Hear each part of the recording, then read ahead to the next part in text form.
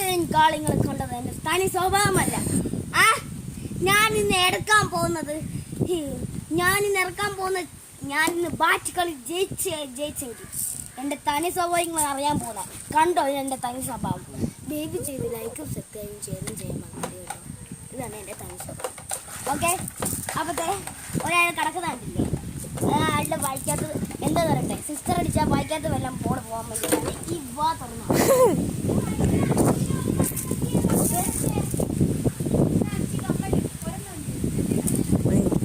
അപ്പൊ നമുക്ക് വേറെ തുറന്നു.